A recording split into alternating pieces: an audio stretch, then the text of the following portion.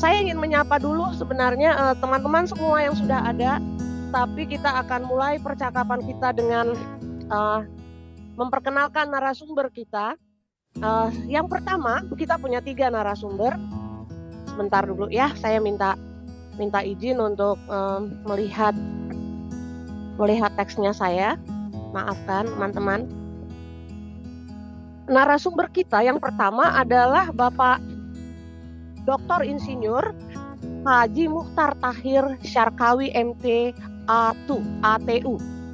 Beliau adalah Dekan Fakultas Teknik Universitas Muslim Indonesia dan juga pada saat ini merupakan Ketua Masyarakat Transportasi Indonesia untuk Sulawesi Selatan. Nah, apa yang akan beliau bicarakan bersama dengan kita?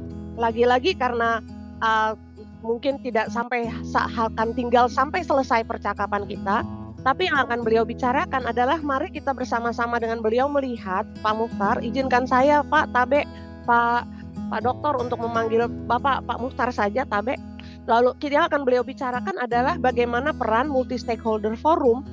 Jadi forum-forum multi-stakeholder itu bagaimana mereka berperan supaya isu-isu yang ditemukan di masyarakat oleh orang lain, oleh pihak yang lain, yang dialami atau diupayakan, diadvokasi oleh organisasi lain, itu bisa berproses ke arah kebijakan. Berbasis pengalaman di Kota Makassar dan pengalaman beliau sebagai pakar transportasi dan mengamati banyak atau mengambil banyak pengalaman dari negeri-negeri lain. Yang kedua, narasumber kita adalah Alita Karen. Nah, Alita Karen adalah seorang penggiat inklusivitas dan formasi disabilitas di Sulawesi Selatan.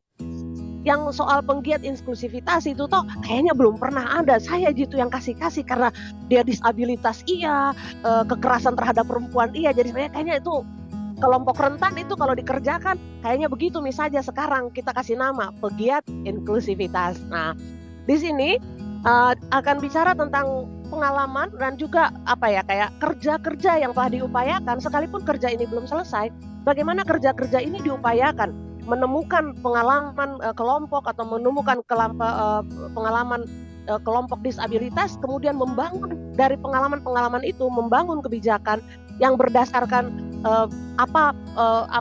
input dari komunitas itu yang lalu kemudian yang ketiga nanti yang akan bergabung dengan kita itu adalah Pak Tutus Setiawan MPD. Beliau adalah guru SMP luar biasa A YPAB Surabaya. Sejak tahun 2001 beliau adalah seorang pengajar dan bukan cuman itu, beliau adalah pendiri dan pengurus lembaga pemberdayaan tunanetra. Beliau adalah juga pemimpin redaksi radio Braille Surabaya. Dan ini penting bahwa beliau telah mendapatkan award untuk menerima sebagai salah satu penerima Indonesia Award dari Astra Internasional bidang pendidikan di tahun 2015. Nah, kalau nanti teman-teman atau yang akan diwakili oleh Surabaya ini akan bergabung dengan kita terlambat, jadi kita akan mulai saja. Tapi saya mau kasih tahu juga kepada Bapak Ibu semua, kawan-kawan, kalau kawan-kawan ingin berkomentar atau bertanya, ini sangat terbuka ya. Silahkan angkat tangan atau kasih tulis di chat. Kita akan lihat, akan kita obrolkan hal ini karena saya berharap kita menjadi sebuah masyarakat yang mencintai pengetahuan dengan belajar dari pihak-pihak yang lain, yang tidak mendorong kepentingan diri sendiri, tapi sadar bahwa kalau sesuatu terjadi untuk pihak yang paling rentan dalam masyarakat kita, maka itu pasti juga akan menopang kita dan menopang kita untuk diterima atau menegaskan keberpihakan kita pada isu-isu tertentu.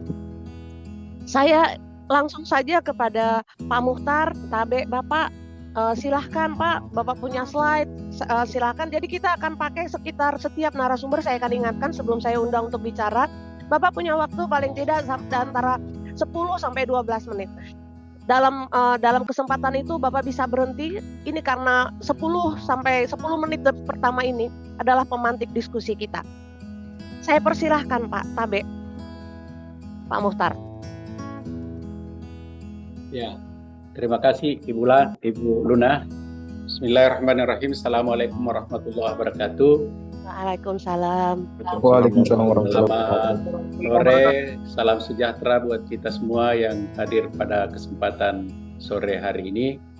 Pertama-tama saya ingin mengajak kita untuk bersyukur kehadirat Allah Subhanahu wa taala karena pada sore hari ini kita berkesempatan untuk berdiskusi dalam rangka mencoba melihat seperti apa kesetaraan gender dan inklusi sosial yang kita singkat dengan GESI ini bisa kita maksimalkan atau paling tidak kita memulai dari pembicaraan ini. Moga-moga yang nanti stakeholder yang lain itu bisa menjadikan sebagai suatu yang bisa kita pakai secara bersama-sama atau paling tidak bisa mencoba memikirkan tentang ketersediaan sarana-sarana dan prasarana yang dibutuhkan oleh teman-teman yang masuk dalam kelompok GESI ini.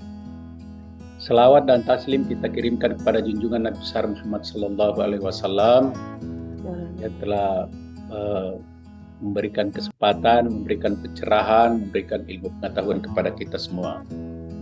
Hari ini teman-teman, saya juga ingin mengucapkan terima kasih kepada Yayasan Bakti dan juga Ibu Luna yang selalu punya perhatian yang besar di dalam rangka mencoba untuk menciptakan supaya kita ini masyarakat Indonesia bisa menikmati hasil pembangunan. Saya ingin memulai dengan saya coba-coba cari judulnya ini, maka saya ketemukan ini, bagaimana berkolaborasi stakeholder ciptakan ekosistem transportasi berdimensi inklusi sosial. Kira-kira itu yang kira-kira judulnya yang coba saya ingin mengantar dengan satu video yang sebagai pengantar saja.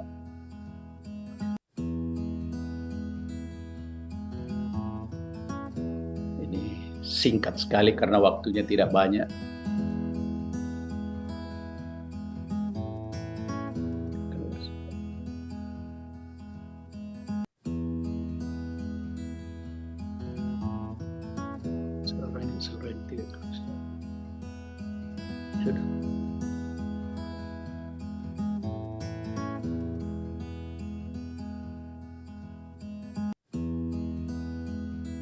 Itu saya sengaja mengambil video singkat.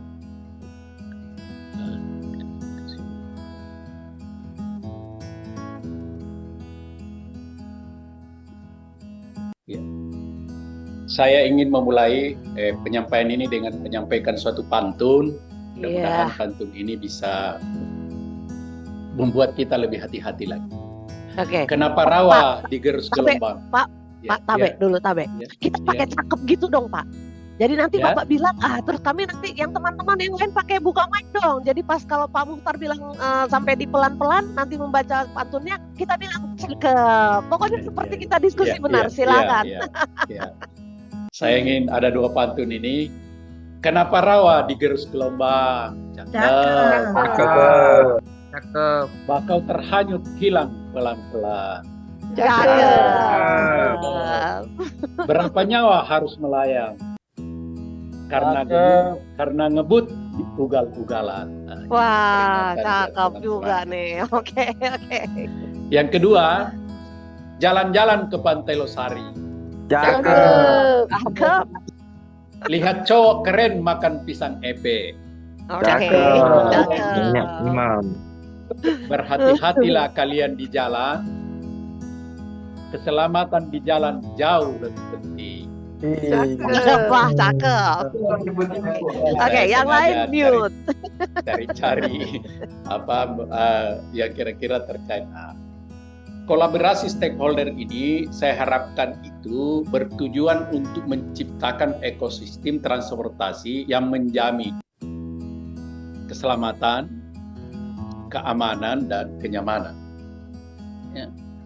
Kalau kita bicara soal keselamatan, Saya beberapa kesempatan yang diajak sama Bu Luna kerjasama, kemudian kemarin saya kerjasama dengan Jasara Harja itu, ternyata keselamatan itu dampak yang paling dirasakan oleh setiap orang kalau terjadi kecelakaan lalu lintas, maka itu bisa memiskinkan sekeluarga.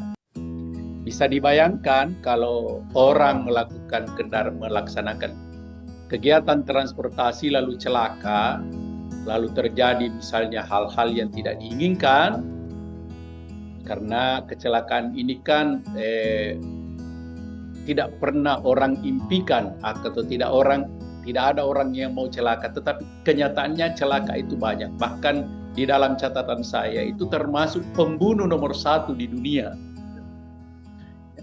Kemarin hanya di waktu COVID itu yang turun besar sekali. Itu bisa memiskinkan seseorang. Karena itu keselamatan ini menjadi sesuatu yang harus diperhatikan, harus dimaksimalkan untuk kita jadikan sebagai suatu yang wajib kita lakukan kalau kita mau melakukan perjalanan atau kita mau melakukan perjalanan yang sifatnya bertransportasi. Ini panjang sekali, ini bisa lama sekali karena ini banyak juga mahasiswa saya yang ikut di sini. Ini saya harapkan nanti juga bisa menjadi alat. Nanti kalau misalnya di kuliah-kuliah kita bisa lebih dalam lagi. Kemudian yang kedua, tidak cukup kita selamat. Di dalamnya yang terpenting juga adalah bagaimana supaya kalau kita melakukan perjalanan, teman-teman ini, terutama yang tadi yang saya bilang Gesi ini, gender ini, bagaimana supaya dia aman, terutama kalau dia melakukan perjalanan di angkutan umum. Nah, sekarang sudah siapkah stakeholder kita, pemerintah misalnya, karena stakeholder ini kan banyak, ada pemerintah, ada kita pengguna transportasi, ada operator, sudah adakah kesiapan mereka untuk menyiapkan tempat-tempat khusus bagi teman-teman yang termasuk dalam kelompok Gesi ini? Kalau ini tidak dijadikan sebagai sesuatu yang penting, maka pengelola transportasi atau stakeholder yang lainnya menyiapkan atau operator itu, saya kira ini perlu kita dorong secara terus-menerus untuk menyiapkan hal-hal seperti supaya kita kalau melakukan perjalanan bisa aman. Karena itu keamanan ini menjadi penting sekali juga di dalam melakukan perjalanan dari suatu tempat ke tempat yang lain. Yang ketiga yang saya anggap juga penting, kalau kita sudah itu selamat, kita aman, maka yang perlu kita dorong juga bagaimana menciptakan kendaraan-kendaraan ini atau angkutan-angkutan umum yang digunakan oleh kita semua ini, termasuk dalam kelompok Gesi tadi itu bisa nyaman. Nah, kalau ini operator kendaraan ini bisa menyiapkan ini, pemerintah bisa menyiapkan seluruh fasilitas-fasilitasnya, termasuk misalnya kalau kita ke halte, maka bahagialah kita yang akan hidup di dunia ini, yang akan melakukan perjalanan dari suatu tempat ke tempat lain. Kenapa perjalanan ini penting, teman-teman sekalian? Karena kalau kita tidak melakukan perjalanan atau mobilitas kita rendah, maka dipastikan bahwa pertumbuhan ekonomi atau peningkatan kesejahteraan kita itu akan rendah. Jadi kalau orang hanya diam di rumah, tidak melakukan mobilitas atau tidak melakukan perpindahan untuk mencari kehidupan, maka itu pasti kesejahteraannya rendah. Sebab transportasi itu salah satu fungsi utamanya adalah meningkatkan tingkat perekonomian seseorang. Transportasi yang baik akan meningkatkan pertumbuhan. Jadi bukan saja sebagai pribadi, tetapi seluruh orang atau seluruh masyarakat itu akan baik. Karena itu transportasi yang baik tadi ini, yang bisa selamat, yang bisa aman, yang bisa nyaman, harus kita ciptakan stakeholder yang bertanggung jawab. So ini harus memikirkan dengan baik sehingga pertumbuhan ekonomi. Kalau pertumbuhan ekonomi seseorang itu naik atau orang semakin sejahtera, maka aktivitas seseorang itu akan bertambah pula. Itu otomatis. Jadi kalau kita punya uang, maka kita akan berpindah atau kita akan meningkatkan mobilitas kita untuk mencari kehidupan yang lebih baik. Ada penelitian yang saya coba kembangkan yang saya dapat dari teman-teman mahasiswa saya di UNI itu, ternyata orang yang tingkat kesejahteraannya rendah atau kata lain pendapatannya lebih rendah dibanding dengan pendapatan orang yang lebih tinggi, itu akan mengeluarkan biaya transportasi lebih besar dibanding dengan orang yang berpendapatan lebih tinggi. Dari segi persentase, orang yang berpendapatan 10 juta dibanding dengan 3 juta, maka orang yang berpendapat 3 juta itu mengeluarkan biaya transportasi lebih besar persentasenya dibanding dengan yang berpendapatan 10 juta. Nah, ini juga menjadi hal yang menarik. Kenapa orang miskin itu lebih banyak biaya transportnya dibanding dengan orang kaya? Padahal orang kaya kadang-kala sudah memakai kendaraan yang mewah. Padahal orang yang pendapatan rendah ini rata-rata memanfaatkan angkutan umum untuk melaksanakan mobilitasnya atau melakukan perpindahan atau pergi mencari kerja. Nah, sehingga ini juga menarik untuk kita dorong diskusi-diskusi ke depan. Bagaimana supaya stakeholder, utamanya pemerintah itu bisa menurunkan biaya transportasi buat teman-teman kita yang pendapatannya lebih kecil atau istilah umumnya adalah kesejahteraannya lebih rendah. Karena ternyata mereka itu mengeluarkan biaya transportasi lebih besar.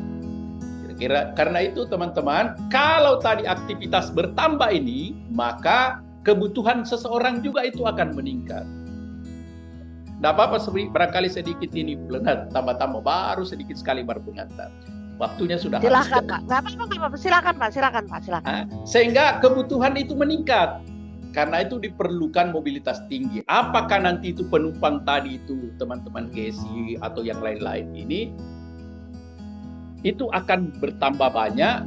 Kemudian bukan saja penumpang yang harus, karena itu masyarakat juga perlu melakukan perpindahan barang. Saya kira itu sebagai kemudian karena itu nanti mobilitas seseorang itu harus kita berusaha untuk menyiapkan sarana dan prasarana yang bisa mendukung mobilitas teman-teman yang tadi itu. Nah, di sini peran stakeholder, terutama pemerintah atau pengambil kebijakan untuk menyiapkan sarana dan prasarana itu. Apakah nanti sarana dan prasarana itu di transportasi darat, apakah sarana prasarana itu di transportasi laut, ataukah sarana itu di angkutan udara. Karena itu harus betul-betul dihitung berapa kebutuhannya, termasuk kebutuhan teman-teman yang masuk dalam kelompok GSI ini, untuk tadi bisa tercipta soal kenyamanan, soal keamanan, soal yang saya gambarkan tadi. Karena itu saya mungkin akan menutup pemantik diskusi kita ini dengan mencoba menyampaikan sebenarnya peran transportasi itu kalau ini bisa dilakukan maka itu bisa kita lihat. Misalnya yang pertama itu peran ekonomi. Jadi transportasi itu tadi saya sudah gambarkan bisa menumbuhkan, meningkatkan pendapatan seseorang. Kemudian yang kedua itu ada peran sosial. Peran sosial itu yang saya kira nanti di sini yang harus kita dorong maksimal. Bagaimana mendorong supaya peran-peran sosial, bagaimana teman-teman disabilitas ini bisa disiapkan sarana dan prasarananya. Bagaimana teman-teman yang masuk dalam kelompok GSI ini bisa kita dorong untuk bisa disiapkan sarana dan prasarannya. Terus kalau bisa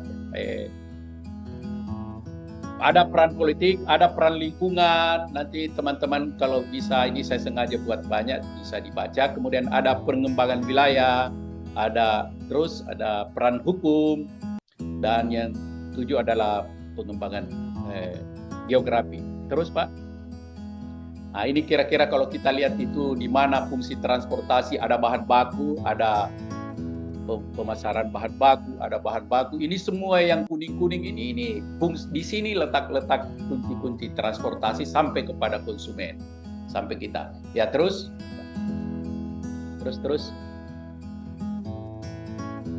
Ini juga seperti ini. Ini yang saya kira perlu ya, isu transportasi ini yang saya ingin tutup sebagai penutup ya. Ini ada paling tidak ada 11 yang saya ingin sampaikan ini, supaya nanti ini bisa teman-teman dorong kepada pemerintah atau pengambil kebijakan untuk bisa memikirkan ini dan ini dijadikan sebagai alat utama untuk membangun transportasi. Misalnya bagaimana pengaruh utamaan transportasi dalam pembangunan. Jadi transportasi ini menjadi penting sekali untuk mendorong pengembangan ekonomi, pengembangan macam-macam. Kemudian ada isu ketimpangan penyelenggaraan lalu lintas dan jalan. Saya pernah cerita itu bahwa motor sekarang ini, kendaraan bermotor itu jauh melampaui pertumbuhannya dibanding dengan pertambahan jumlah jalan. Nah, ini jadi masalah kenapa di jalan-jalan itu macet dan sebagainya.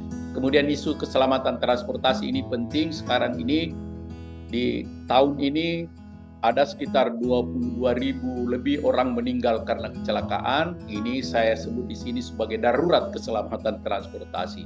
Kemudian ada isu logistik nasional, isu kemacetan lalu lintas, terutama di wilayah aglomerasi perkotaan. Itu saya kira dirasakan semua. Surabaya, Makassar ini menjadi, pokoknya kota-kota yang sudah berpenduduk di atas 1 juta itu sudah tidak boleh lagi tidak dipersiapkan dengan baik. Kemudian isu yang ke-6, terus ada isu keberpihakan pembangunan terhadap angkutan umum. Nah, ini saya kira harus didorong supaya angkutan-angkutan pribadi itu bisa berpindah sehingga isu lingkungan bisa kita coba perbaiki. Kemudian ada isu digitalisasi, kemudian isu integrasi tata ruang transportasi, kemudian isu transportasi dan kelestarian lingkungan, dan isu pembangunan transportasi yang terutamanya nanti karena ada ibu kota baru, seperti apa modelnya di sana. Saya dengar kalau kita di sana kita akan hidup dengan nyaman, dengan aman, tanpa gangguan lingkungan. Tapi kita lihat saja nanti, tetapi ini menjadi penting saya sampaikan sebagai isu transportasi. Kemudian yang terakhir ini isu penegakan hukum.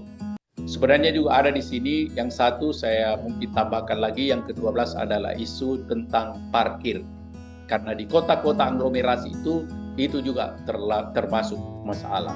Nah, di Makassar ini hampir belum ada tempat parkir yang disiapkan oleh pemerintah. Jalan-jalan menjadi tempat yang selalu dipenuhi, dan itu mengganggu kelancaran arus lalu lintas, termasuk mengganggu teman-teman yang termasuk dalam kelompok GESI tadi. Saya kira itu sebagai pemantik diskusi Bu Luna. Terima kasih. Saya kembalikan ke Ibu Luna. Assalamualaikum warahmatullahi wabarakatuh. Waalaikumsalam warahmatullahi wabarakatuh. Waalaikumsalam. Terima kasih Pak Mukhtar. Wah, ini sangat buat saya kayak terutama 12 isu yang tadi Bapak sampaikan. Seperti yang tadi saya sampaikan Bapak dan Ibu, kawan-kawan semua, percakapan ini adalah berbasis apa yang di mana beliau berpijak ya. Jadi artinya kalau sampai bisa menghadirkan 12 isu, itu bukan hanya berlaku untuk Makassar dan Surabaya saja, tapi juga untuk kota-kota yang lain yang sedang bergerak ke arah menjadi metropolitan dengan semua hal-hal yang akan dialami sebagai akibat dari perkembangan kota. Nah, kalau umpamanya sekarang saya berharap sih saya di sini saya ingin kasih informasi, kalau ada yang mau bertanya itu silahkan menulis di chat, dan kemudian akan saya beri kesempatan atau juga mengangkat tangan. Tapi sekarang ini Pak Mukhtar, saya boleh ya kasih kesempatan dulu untuk Ibu Alita untuk memberikan bagiannya, kemudian kita akan bercakap setelah itu dengan mengambil pertanyaan. Ya, nah, saya mohon nanti jam kurang 10 menit, jam 4 saya Bapak meninggalkan, Bapak bergeser ya, bukan meninggalkan. bergeser. Bapak Bergeser ke ruangan lain. Baik Pak, terima kasih Pak, itu sudah cukup buat kami. Terima kasih untuk kehormatan bisa mendapatkan Pak Muchtar di dalam ruangan ini. Sama seperti tadi Pak Muchtar mencatatnya sebagai seorang akademisi, sebagai seorang yang mengamati isu-isu transportasi berbasis Kota Makassar, Sulawesi Selatan, tapi juga dalam perbandingan seperti yang tadi Bapak tunjukkan di video awal, bagaimana PT-PT ada sepotong dan kemudian pergi ke kota-kota yang telah dengan infrastruktur yang sangat luar biasa baik dibanding dengan yang apa yang ada dan tersedia bagi kita di Kota Makassar ataupun di Surabaya.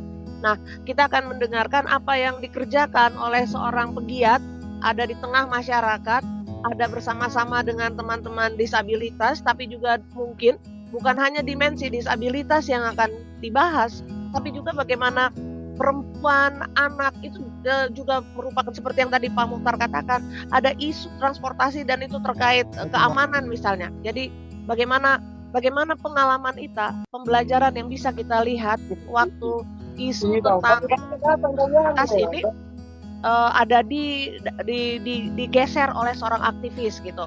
Silahkan Ita. Alita Karen adalah seorang aktivis, saya menyebut beliau di dalam promo kita adalah sebagai pegiat inklusivitas dan beliau siang ini mewakili formasi disabilitas. Saya persilahkan Ita.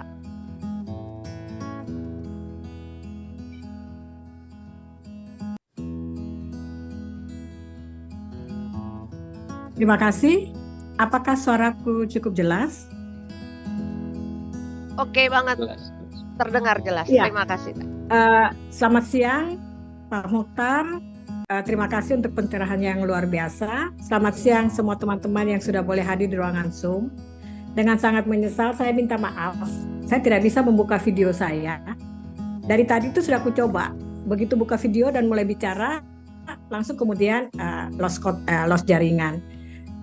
Minta maaf sebelumnya, Ibu Luna. Tapi nanti di penghujung saya akan buka kamera tapi nggak bicara. Berapa kali memang seperti itu ya. Teman-teman, terima kasih. Hari ini saya mewakili Formasi Disabilitas Sulawesi Selatan untuk bicara terkait menuju pelayanan transportasi publik yang inklusif di Kota Makassar.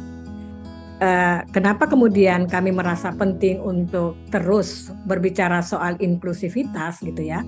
Karena berbicara soal inklusivitas berarti ada golongan-golongan atau ada kelompok yang dalam pembangunan itu tidak boleh ditinggalkan. Semua harus ada. No one left behind. Bukan hanya teman-teman disabilitas, tapi kemudian ada kelompok rentan lainnya. Ada perempuan hamil gitu ya. Perempuan hamil, kelompok lansia, dan itu semua harus ikut dalam pembangunan ini. Nah,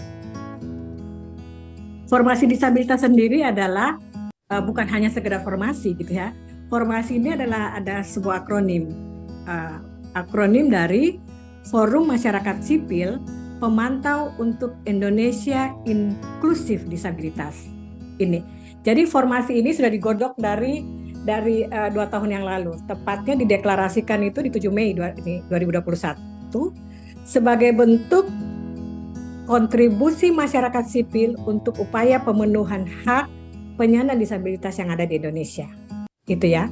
Formasi ini merupakan forum terbuka yang dimaksudkan sebagai wadah bagi individu maupun organisasi yang memiliki perhatian terhadap pemenuhan hak penyandang disabilitas untuk secara kolektif melakukan pemantauan hak-hak penyandang disabilitas. Jadi formasi ini merupakan suatu organisasi sukarela dari teman-teman pemerhati isu disabilitas maupun teman-teman yang punya komunitas disabilitas dan kemudian individu. Kami merasa tergerak untuk kemudian melakukan advokasi, melihat kondisi bagaimana teman-teman disabilitas untuk mengakses satu layanan pemerintah saja begitu sulit gitu ya. Sehingga kemudian akhirnya dimotori oleh beberapa pegiat gitu ya, kami memutuskan untuk membentuk formasi ini. Nah, kerja-kerja kami yang sudah dilakukan gitu ya selama tahun terakhir mulai dari formasi disabilitas ini didirikan. Pertama, kami melakukan pengembangan dan kemudian mendiseminasikan serta mensosialisasikan indikator-indikator dan alat pemantauan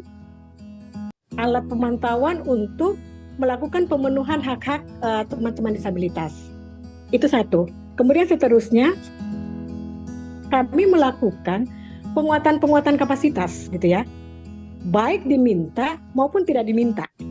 Gitu ya. Penguatan kapasitas itu kami lakukan kepada teman-teman penyandang disabilitas sendiri maupun kepada pihak-pihak yang kami rasakan penting bagi mereka untuk mengetahui bagaimana pemenuhan dan melakukan suatu upaya terutama di lingkungan kerja, akses publik gitu ya, sehingga kebutuhan ataupun akomodasi kebutuhan yang layak untuk penyandang disabilitas itu bisa terjadi seperti itu. Nah, kami juga kemudian melakukan koordinasi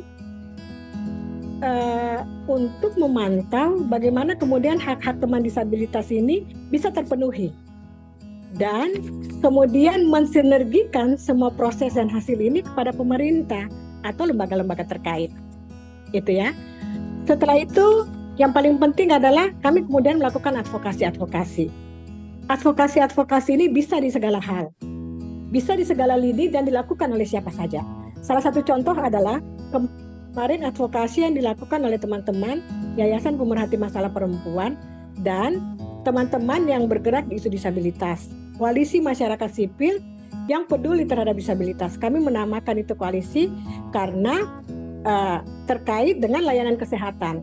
Beberapa klinik rehab medik di Goa dan Makassar itu kemudian dihentikan kerjasamanya oleh BPJS, gitu ya. Padahal ada 300 lebih anak disabilitas mengakses layanan rehab medik itu. Nah, ini kemudian teman-teman melakukan advokasi itu, mulai dari tingkat Makassar, kemudian ke provinsi, bahkan sampai nasional. Nah, itu salah satu kerja. Belum lagi kemudian teman-teman di wilayah lain melakukan hal yang sama. Jadi semua itu terikat dan saling menceritakan di dalam formasi disabilitas ini. Apa kendala-kendala advokasi yang dilakukan teman-teman daerah. Kemudian kita akan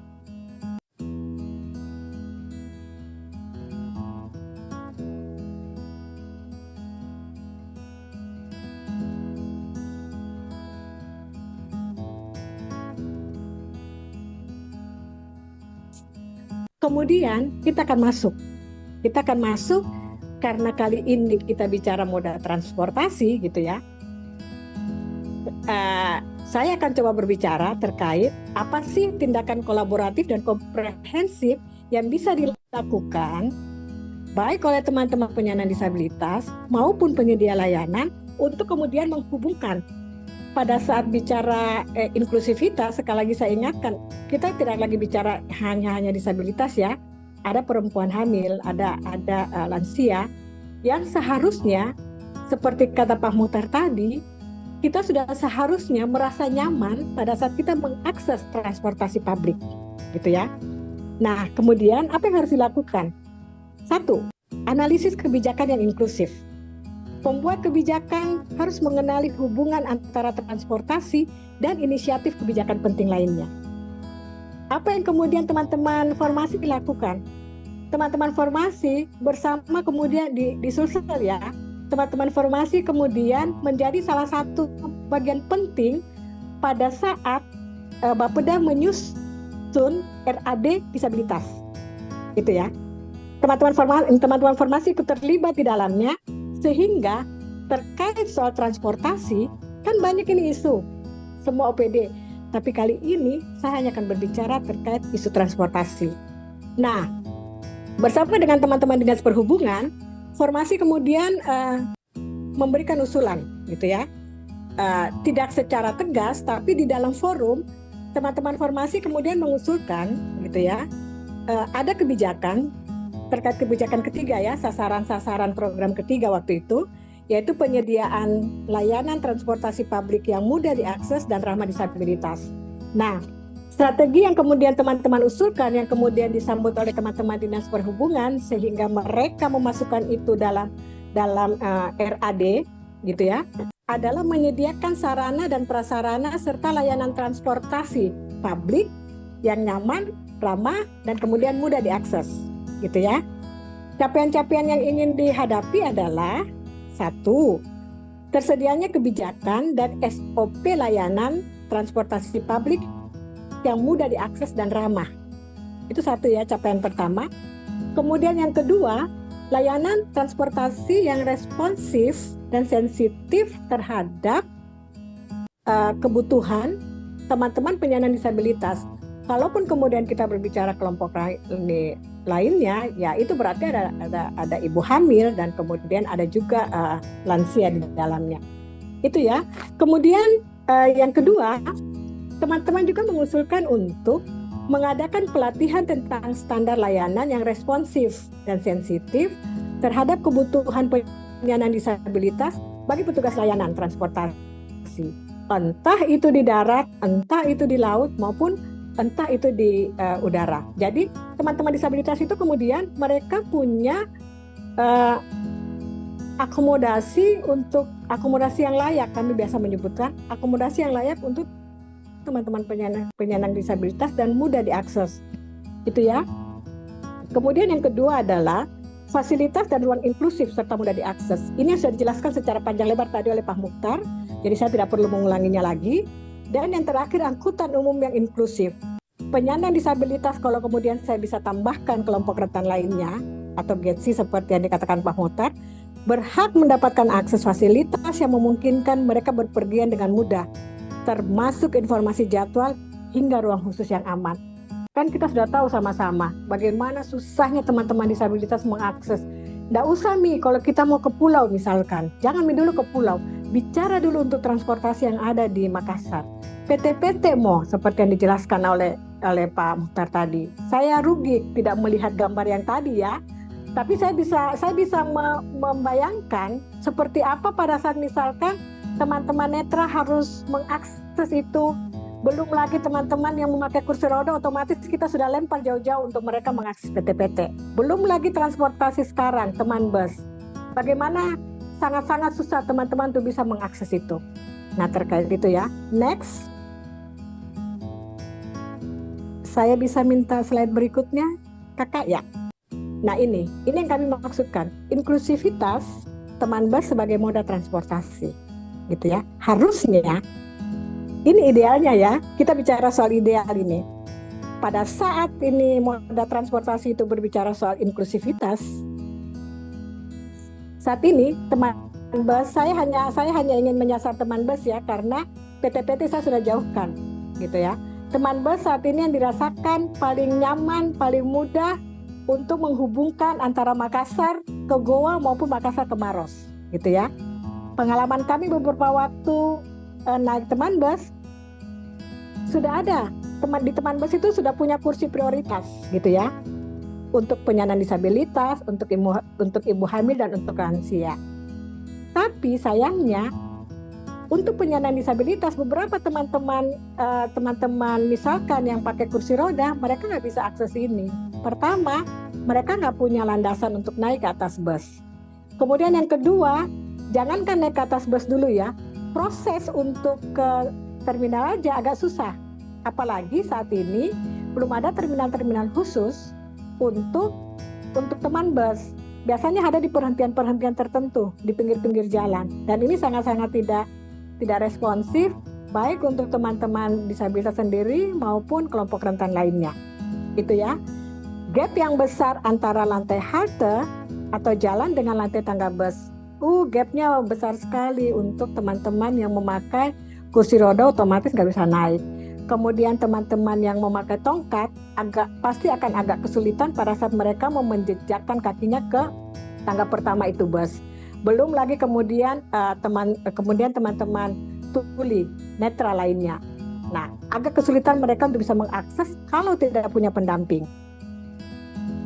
Terus yang terakhir, tidak ada petugas pendamping dalam bus yang membantu mengarahkan teman-teman untuk naik atau turun bus gitu ya.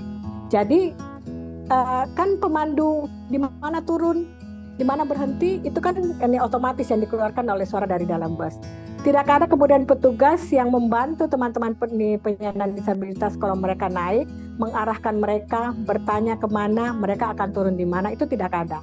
Jadi menurut apa yang kami lihat, kesan inklusif itu masih belum terlalu dirasakan.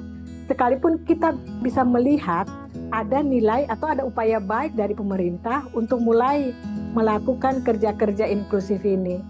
Dimulai dengan, ya itu tadi yang saya bilang, sudah memberi tempat yang khusus, pemisahan kursi untuk teman-teman rentan.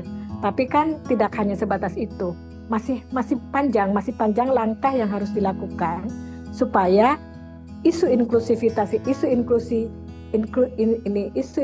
kemudian inklusivitas ini bisa kemudian kita rasakan bersama, sehingga dalam pembangunan yang ada di Makassar ini khususnya dan di Sulawesi Selatan pada umumnya tidak ada seorang pun yang tertinggal untuk menikmati kue pembangunan yang ada.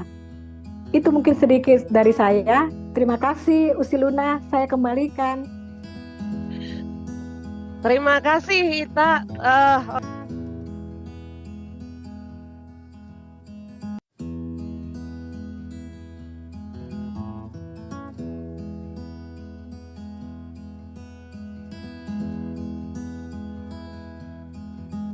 Baik, kita lanjutkan lagi percakapan kita. Oke, di sini sudah ada teman-teman dari Surabaya yang akan bercerita. Jadi ada teman saya Aulia Rahman di sana. Nah, mana nih kita? Hai dulu. Halo, assalamualaikum. Aku sudah bersama Pak Tutus di sini. Bisa mendengar dengan jelas ya? Bisa, aman. Oke, di sebelah kananku ini ada Pak Tutus. Lalu kita juga satu ruangan bersama teman-teman inklusi yang lain. Ada Pak Atung, ada Pak Sugi. Mereka juga punya sambungan laptop sendiri-sendiri. Mudah-mudahan bisa tampil juga di kamera. Lalu dari kelompok komunitas Arek Tuli Surabaya, anak-anak muda yang mereka mensosialisasikan Bisindo atau JBI. Mereka juga terlibat aktif bersama kami untuk upaya implementasi transportasi dan mobilitas perkotaan khususnya untuk Surabaya Raya, Surabaya dan sekitarnya.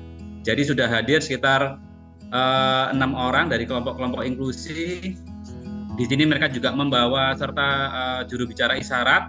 Jadi nanti mereka akan coba proaktif supaya bisa terlibat di sesi yang sangat menyenangkan ini untuk berbagi cerita pengalaman tentang Surabaya. Begitu. Kalau gitu kita siap. Silakan mungkin apa yang mau dilakukan setelah ini Usiluna dan audiens. Apakah kita akan lihat filmnya dulu? Silakan betul. Moderator. Ya, makasih ya Mas Aul sudah membawa orang-orang. Keren sekali. Kita akan mendengar mereka bicara. Tapi kawan-kawan semua yang ada di dalam diskusi pada siang ini, kita lebih dulu akan tonton sebuah video yang menjelaskan upaya-upaya teman-teman di Surabaya untuk menyesuaikan diri terhadap apa yang terjadi di kota mereka terkait transportasi. Nah, satu lagi catatannya adalah setelah penyampaian ini kita akan ngobrol karena di sini ada beberapa juga orang-orang yang mengalami pengalaman naik publik transportasi bersama-sama. Di sini ada teman-teman Perdik, ada juga teman-teman yang lansia, ada juga Ita dari Surabaya, teman kami dari Bakti. Nah, Pak Tulus, Bapak duluan deh yang mulai sama teman-teman yang lain. Kalau umpamanya bisa. Siap. Tenang. Saya bersemangat sekali. Ya silakan diputar videonya. Hairil, terima kasih.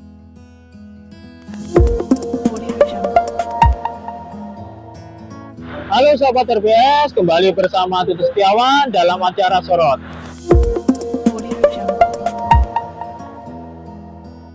Pada kesempatan kali ini, saya bersama tim kameramen RBS Sugiermanto akan menyoroti akses feeder Wirawiri Surabaya.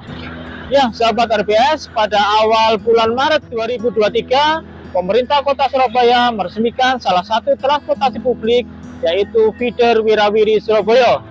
Transportasi publik feeder Wirawiri Surabaya ini merupakan transportasi penghubung dari jalan-jalan arteri ke jalan-jalan protokol yang ada di Kota Surabaya.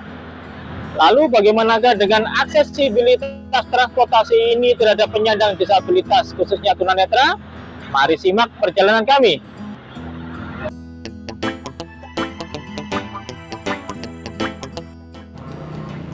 Satu lagi jenis transportasi umum yang disediakan oleh pemerintah Kota Surabaya untuk warga Kota Surabaya dan sekitarnya.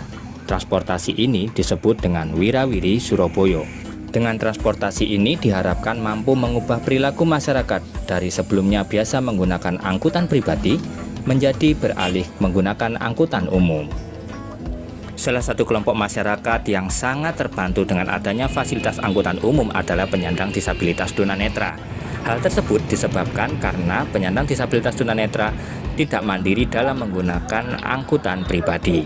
Dan sebagai organisasi yang konsen terhadap permasalahan penyandang disabilitas, termasuk halnya penyandang tunanetra, maka Lembaga Pemberdayaan Tunanetra berkepentingan untuk mencoba sejauh mana aksesibilitas angkutan Wirawiri Surabaya, dan juga nantinya kami akan beralih dengan menggunakan transportasi lain. Sahabat RPS, sekarang saya berada di halte Jalan Pemuda depan RRI Surabaya. Saya menunggu untuk naik transportasi feeder Wirawiri Surabaya. Saya akan menuju ke Taman Bungkul.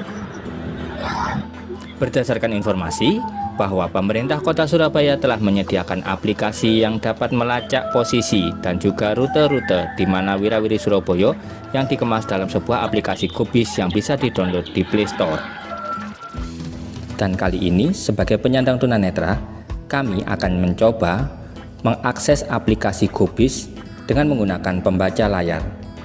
Pembaca layar adalah fasilitas yang dapat menampilkan atau mengubah tampilan visual pada layar menjadi bentuk audio. Aplikasi pembaca layar yang saya gunakan saat ini adalah aplikasi Talkback bawaan dari Android. Dan berikut saya akan menuju ke aplikasi Kubis. 48 detik. Hentikan telepon, kontak, kamera, Play Store, open kamera, buka laci aplikasi. KinMaster, folder transportasi dibuka. 1 belum dibaca dari Gojek. Kemudian saya akan Baris bergeser kolom ke kanan. 1, dalam peta 4, InDrive, Grab. Kolom 3, Maxip, teman bus. GOBS Surabaya Bus. Kolom 3. Lalu saya ketuk 2 kali. Menaktifkan, ketuk 2 kali dan tahan untuk GOBS Surabaya Bus. GOBS Surabaya Bus. Web view, info penting Surabaya Bus. Nah, Info penting Surabaya Bus. Dialog. pada saat ini keluar banner berupa pengumuman-pengumuman dari aplikasi Surabaya Bis. Namun, tidak semua aplikasi atau pengumuman ini bisa dibacakan oleh pembaca layar karena banyak pengumuman yang berformat image sehingga pembaca layar tidak bisa membacakan. Info penting Surabaya Bus. Saya akan geser ke kanan. Close. Saya akan close. GOBS Surabaya Bus. Kemudian saya akan menuju ke tracking untuk melacak di mana posisi dan juga rute dari Wirawiri Surabaya. Logo dalam tracking garis bawah 330. Link. Tracking. Tracking 2X. Grafis. Kemudian saya akan menuju ke Wirawiri Surabaya. Tracking. Pilih transportasi. Surabaya Bus. WIRAWIRI Surabaya. Link. Saya ketuk 2 kali. GOBS Surabaya Bus. Web view. Di sini akan tampil rute-rute atau koridor-koridor yang dilalui oleh Wirawiri Surabaya. Karena saat ini saya sedang berada di halte Pemuda, saya mendapatkan informasi bahwa saya harus menuju ke koridor Maijen Sungkono, Balai Kota. Dan saya akan menuju ke koridor tersebut. BKB10. Feeder X. Wirawiri Surabaya. Pilih koridor. Terminal Benowo, Tunjungan. Maijen Sungkono, Balai Kota. Link. Secara tampilan visual di sini terdapat aplikasi atau peta yang menunjukkan di mana posisi transportasi Wirawiri Surabaya dan juga di mana halte Wirawiri Surabaya. Tapi apakah peta dan posisi tersebut bisa terbaca oleh aplikasi pembaca layar? Leaflet. Hak cipta. OpenStreetMap. Hak cipta. CARTO. Hentikan perekaman. 3 menit. GOBS Surabaya Bus. BKB10. Wirawiri Surabaya. FD2 Maijen. WW17, WW39, WW40, WW51, WW52 Leaflet. Hak cipta OpenStreetMap. Hak cipta CARTO. Grafis. WW17. WW39. WW40. WW51. WW52. Ternyata pembaca layar hanya membacakan nomor lambung dari armada Wirawiri Surabaya, tetapi tidak bisa menyebutkan di mana posisinya, dan juga aplikasi pembaca layar tidak bisa membacakan di mana posisi halte-halte yang dilalui oleh Wirawiri Surabaya. Saran bagi pemerintah Kota Surabaya adalah dituliskan juga secara tekstual mengenai halte-halte yang dilalui oleh Wirawiri Surabaya pada masing-masing koridor, sehingga memudahkan penyandang tunanetra untuk membaca halte-halte tersebut secara tulisan yang nantinya akan bisa dibacakan oleh pembaca layar. Kalau posisi seperti ini, pembaca layar tidak bisa membacakan posisi dan juga halte-halte yang dilalui oleh Wirawiri Surabaya karena aplikasi peta berformat image dan tidak bisa dibacakan oleh aplikasi pembaca layar. Grafis. Hentikan Setelah menunggu sekitar 20 menit, akhirnya Wirawiri Surabaya datang. Dan saya harus dipandu oleh kameramen untuk menuju ke pintu masuk. Setelah sampai pintu masuk, saya baru mendapatkan bantuan dari kru Wirawiri untuk menuju ke tempat duduk yang kosong. Saat itu, penumpang Wirawiri Surabaya hanya berjumlah 2 orang, dan berdasarkan hasil wawancara dengan helper, kami merupakan penumpang penyandang disabilitas pertama yang menggunakan transportasi Wirawiri Surabaya. Beberapa saat kemudian kami melakukan pembayaran dengan layanan scan QRIS, dan pada saat ini kami mendapatkan bantuan dari helper untuk melakukan pembayaran tersebut. Meskipun awalnya helper mengalami kesulitan karena HP yang menggunakan screen reader. Berdasarkan hasil wawancara dengan helper menjelaskan bahwa angkutan Wirawiri Surabaya ini juga dilengkapi dengan fasilitas audio dan juga tulisan yang menyebutkan di mana posisi angkutan Wirawiri saat ini berada. Namun sayangnya, saat kami menaiki, kami tidak mendengarkan fasilitas audio tersebut. Secara umum, bepergian menggunakan angkutan Wirawiri Surabaya sangatlah nyaman, karena armada ini sudah dilengkapi dengan pendingin ruangan, P3K, dan juga CCTV. Selain itu, keunggulan lainnya adalah harganya yang sangat terjangkau, yaitu Rp5.000 untuk 2 jam, dan juga bisa transit ke bus Surabaya secara gratis. Dan dalam hal metode pembayaran, selain menggunakan scan QRIS, penumpang juga bisa menggunakan e-money. Kami pun turun di halte Urip Sumoharjo untuk berganti menggunakan layanan bis Surabaya. Kali ini, kru membantu kami sampai menuju ke trotoar.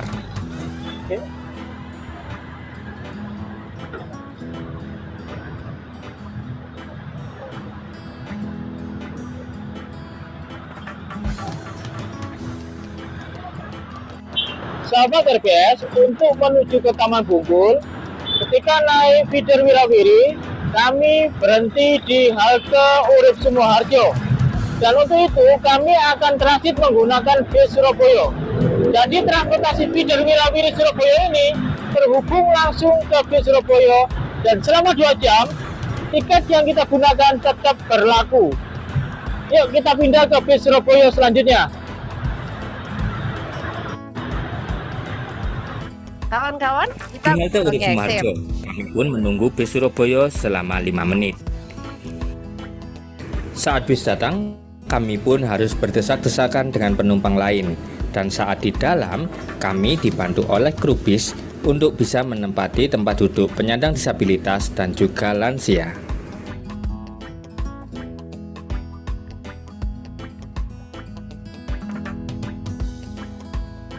Perjalanan kami menggunakan bis Surabaya berakhir di halte Darmo. Pada saat turun, kami mendapatkan bantuan dari kru bis untuk bisa keluar dari bis Surabaya.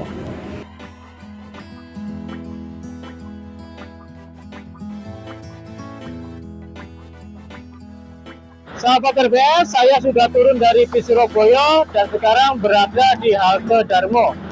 Selanjutnya saya akan melanjutkan perjalanan ke Taman Bungkul dengan jalan kaki.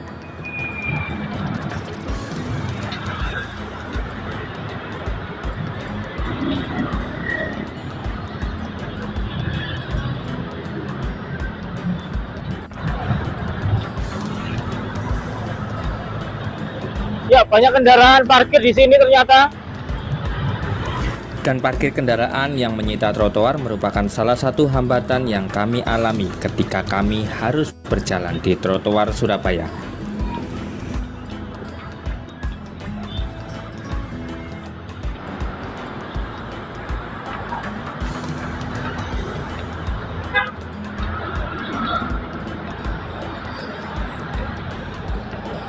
Sahabat RBS, setelah melakukan perjalanan yang cukup menantang karena banyak hambatan, akhirnya saya sampai di Taman Bungkul. Dan tidak terasa perut sudah terasa lapar, sehingga saya dan tim kameramen akan cari makan terlebih dahulu. Baik, Pak Tutus, kita berhenti di sini boleh ya? Siap. Boleh, silakan. Boleh ya Mas Aulia ya? Boleh. Oke, terima kasih. Nah, silakan Pak Tutus. Saya berharap tadi kan kita akhirnya mendapat gambaran. Ada beberapa perbedaan antara Kota Makassar dan Kota Surabaya. Nah, saya punya pertanyaan ke Pak Tutus adalah, maaf ya Pak Tutus, saya harus lihat catatannya saya dulu. Oke. Nah, adalah bahwa pertama, ini kan inisiatif ya. Ini kan inisiatif untuk melakukan survei inklusif. Iya, baik. Bagaimana dukungan kawan-kawan yang lain? Apakah ini memang karena Bapak sendiri atau apakah apa yang ditemukan atau yang Bapak lakukan itu kemudian menjadi suara dari komunitas yang dipercakapkan atau didiskusikan oleh komunitas? Dan apakah sudah sampai pada tahap di mana temuan atau kumpulan pengetahuan yang dilakukan oleh Pak Tutus dan teman-teman komunitas, dan juga bukan hanya yang teman tunanetra tapi juga mereka yang teman-teman tuli. Nah, apakah dengan melakukan hal ini itu menjadi dorongan untuk pergi ke kebijakan? Ya, silahkan cerita apa yang mau dijadikan, maksudnya apa tujuannya, apa harapannya, silahkan Pak. Terima kasih Mbak Luna dan teman-teman yang ada di Makassar dan Surabaya. Ya, jadi perlu diketahui saya adalah berasal dari Lembaga Pemberdayaan Tunanetra, di mana salah satu program yang kami lakukan adalah advokasi dan riset. Nah, kami melihat tahun 2023 atau 2022 akhir, pemerintah Kota Surabaya sudah meluncurkan transportasi publik yaitu bis Surabaya dan Feeder Wirawiri. Nah, kami ingin menyoroti sebenarnya transportasi publik yang digagas pemerintah Kota Surabaya ini sudah ramah disabilitas apa belum? Karena selama ini keluar-keluar dari pemerintah kota bahwa bis Surabaya ini adalah ramah disabilitas. Sehingga kami mengambil momen itu untuk mencoba melakukan survei dan sekaligus mencoba ini sudah sesuai dengan disabilitas apa belum. Jadi ketika kita melakukan ini, kita otomatis akan berkoordinasi dengan teman-teman yang lain. Bahkan sebelum video ini dibuat, kita juga sempat melakukan survei serupa dengan berbagai disabilitas seperti tunarungu dan tunadaksa. Nah, ini memang lebih kita spesifikkan ke tunanetra, karena terkadang tunanetra itu ketika menaiki transportasi publik membutuhkan hal-hal khusus seperti apa? Ketika kita ada di halte, kita tidak tahu transportasi publik itu sudah datang apa belum. Nah, dari situ kita akhirnya tahu bahwa kebutuhan disabilitas ketika menaiki transportasi publik adalah kepedulian helper. Lalu selain itu juga perlu adanya aksesibilitas yang dimana di Kota Surabaya ini masih belum sesuai dengan aksesibilitas yang kita butuhkan. Nah, dari temuan-temuan survei dan advokasi ini akhirnya kita melakukan audiensi ke Dinas Perhubungan Kota Surabaya, di mana kita sampaikan temuan-temuan kita yang ada di lapangan.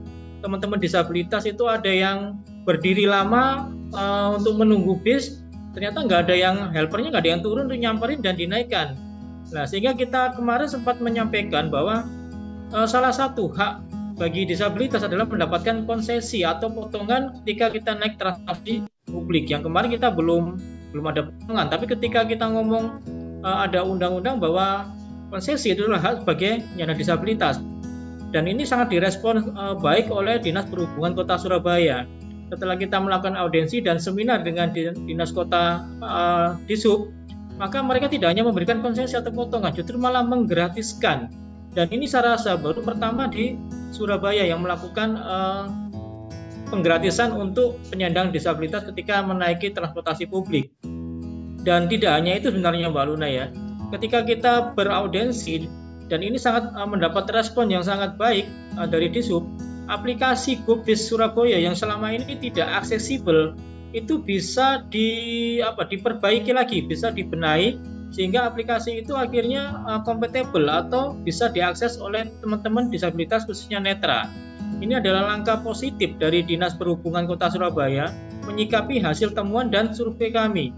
Bahkan kedepannya kami juga sedang mengumpulkan data bersama Dinas Perhubungan berapa banyak disabilitas yang ada di Kota Surabaya, sehingga itu nanti akan dijadikan dasar menggratiskan teman-teman yang disabilitas ketika menaiki transportasi publik.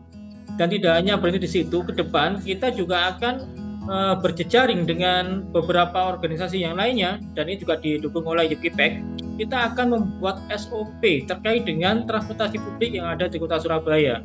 Seperti yang di video tadi, bahwa helper itu sangat canggung ketika menggandeng tunanetra, tidak tahu caranya menggandeng tunanetra, tidak tahu bagaimana cara menempatkan duduk pada kursi yang sesuai, sehingga perlu adanya SOP yang benar-benar dipersiapkan oleh Dinas Perhubungan, sehingga ketika helper itu menemui tunanetra ada di halte, mereka bisa turun, menggandeng, memasukkan, dan juga melakukan hal-hal lain yang dibutuhkan oleh disabilitas lainnya, tidak hanya tunanetra ya, seperti tunarungu, tunadaksa, itu harus ada SOP-SOP yang harus dilakukan. Mungkin itu Mbak Luna untuk progres yang selama ini kami lakukan beberapa bulan terakhir.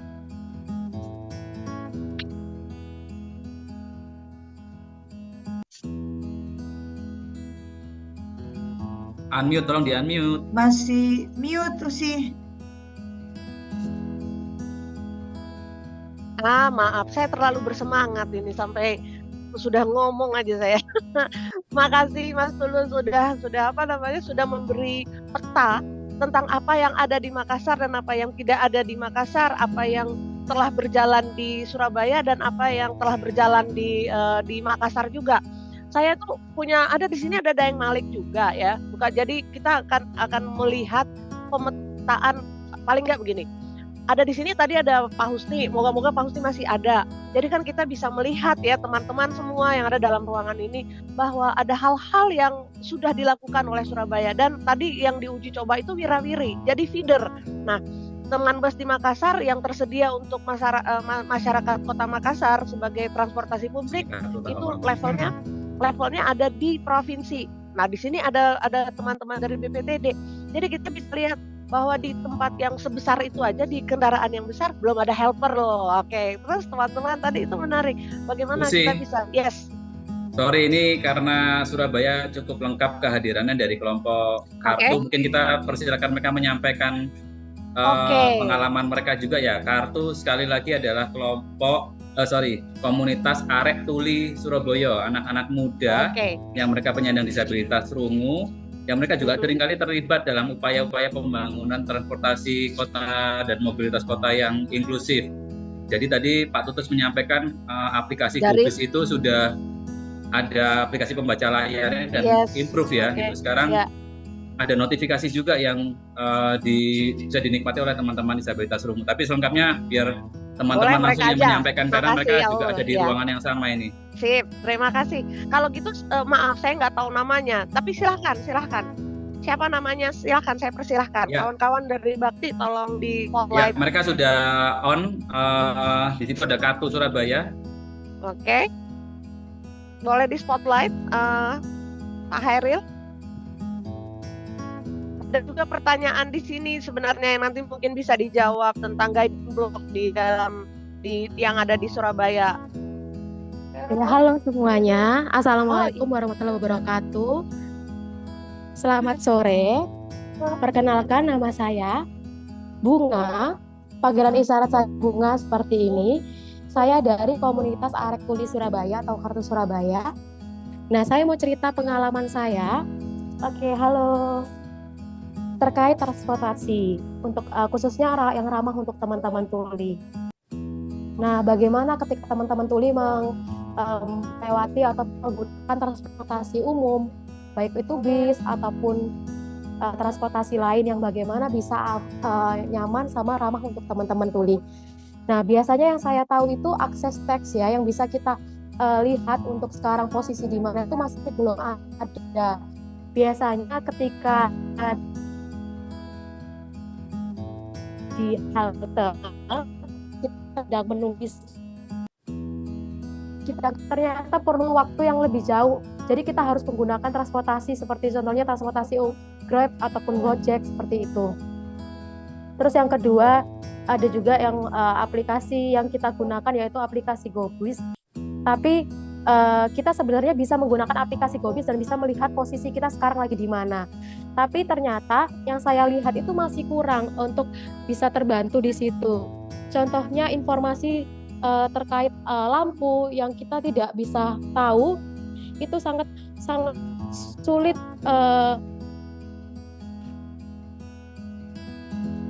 Misalnya contohnya ya posisi jadi lampu itu sangat penting untuk teman-teman tuli. Jadi itu sebagai informasi buat teman-teman tuli ataupun akses untuk teman-teman tuli bisa memberikan informasi dari akses lampu, tapi ternyata itu masih belum ada sebagai pemberitahuan. Nah, dari aplikasi khususnya yang saya tahu itu aplikasi yang masih bisa akses untuk GoBus itu hanya aplikasi Android, sedangkan saya pengguna yang lain ataupun iOS, tapi ternyata belum akses untuk iPhone. Jadi saya berharap bisa akses sehingga saya bisa menggunakan aplikasi itu untuk transportasi. Mungkin itu dari saya. Terima kasih.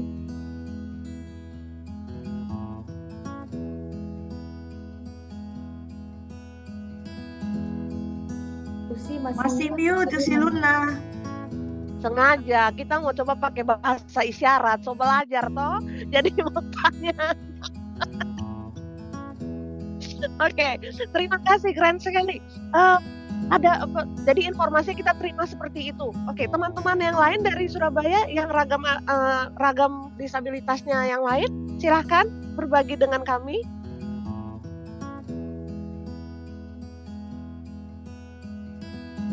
Ada? Oke. Ada.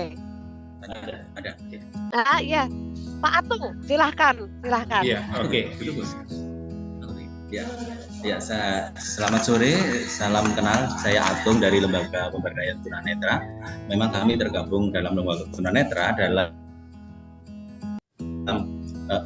rangka ingin mewujudkan transportasi di Kota Surabaya yang ramah bagi yang disabilitas. Nah, tadi menyambung dari Mas Tutus, teman-teman yang lain yang kami dapatkan selain tadi yang disampaikan Mas Tutus ya, itu adanya temuan dari halte bis maupun feeder wirawiri yang masih belum ramah ya. Artinya misalkan nggak ada atap, cuman tempat di situ ada pemberhentian untuk kendaraan umum, itu aja dan itu bagi kami masih kurang cukup. Selain itu akses menuju halte pun seperti ubin pemandu itu masih kurang, dan bahkan standar pembangunan yang sudah dibangun pun masih belum pas seperti yang seperti yang diharapkan, seperti pada Permen PU ya. Misalkan terlalu sempit, terus juga ubin pemandu yang rusak. Selain itu juga atap, misalkan pada halte tadi tidak ada atap. Kalau hujan gimana? Misalnya gitu. Nah, ini yang membuat kami agak canggung ya kalau menggunakan transportasi publik karena masih ada kekurangan, dan ini menjadi konsen kita ke depan untuk mengusulkan adanya perbaikan pada bagian-bagian tersebut, karena bagian tersebut kan tidak ditangani oleh Dinas Perhubungan. Jadi mungkin kita nanti ke depan akan mengusulkan hal tersebut mungkin ke Dinas Pekerjaan Umum. Mungkin dari Mas Uki bisa menambahkan. Ya.